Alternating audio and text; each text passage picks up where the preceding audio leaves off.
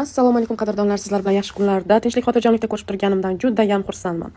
Bugun yakshanba kuni o'zimga dam beraman deb ishxonadan dam olgan kunim edi.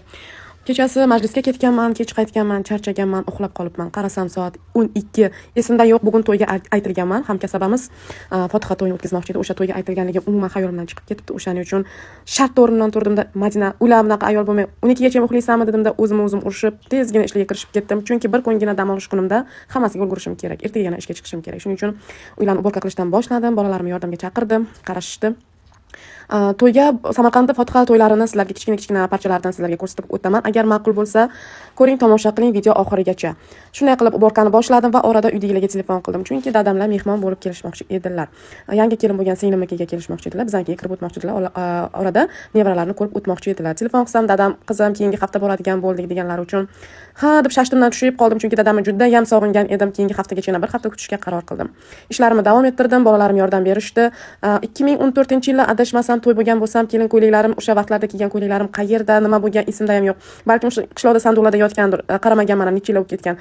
Samarqandda Fotiha to'ylar, umuman katta to'ylarga qo'lda tikilgan shaqqa shukurli ko'ylaklar kiymasa bo'lmaydi. O'shaning uchun singlim jomoga kelin bo'lgan, singlimdan prokatga ko'ylak so'rab turdim. Singlim yubordi va ko'ylakni sizlarga video davomida ko'rsatib o'taman. Obrazim sizlarga yoqadimi yo'qmi, izohlarda qoldiringlar. Bugun yakshanba bo'lgani uchun bolalarimga telefon o'ynashga ruxsat berdim. Ota-onalar, sizlar ham bolalaringga darsdan tashqari dam olish kunlari telefon o'ynashlariga, o'yin o'ynashlariga ruxsat berasizlarmi? Izohlarda qoldiringlar, fikrlaringiz uchun juda ham qiziq bo'ladi. Hali o'zimga biron bir obraz tanlamadim, sochimni nima qilishligini ham bilmayman, chunki juda ham shoshib ishlarni qildim.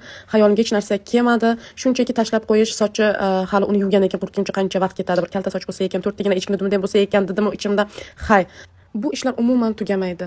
Hamma narsa tugaydi, bu uydagi ish umuman tugamaydi. Bu orada dugonamga telefon qildim, ozgina kechikishim mumkinligi ogohlantirib qo'ymoqchi edim. Qarasam, u ham hali ishdan chiqmas ekan, u ham hali beri tayyor bo'lmas ekan. Hay, ko'nglim ozgina xotirjam qildim, ishlarimni saranjon sarishtalab qilishib qo'yib qo'yishim kerak edi. To'ydan qaytib ovqat qilaman deb, shuning uchun ovqat qilmasdan faqat uylarni tozalabgina. Mana shunaqa kichkinagina oshxonani o'ziga bir yarim soatdan ziyod vaqtim ketdi, ishoninglar.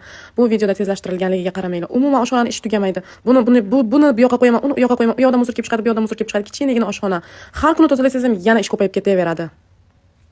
Va nihoyat ishlarim oxirlashib qoldi. Deyarli tugatdim desa ham bo'ladi. Endi bu o'lgur obrazni bir balo qilib tugatib olsam bo'ldi. Shu bilan keyin yo'lga chiqaman. O'zi shundoq anchaga kechikdim. Video tagida izoh qoldiring, sizlarga obrazim ma'qul bo'ldimi? Samarqandlik kelinlarga o'xshadimmi? Va nihoyat tayyorman, ketdik to'yga.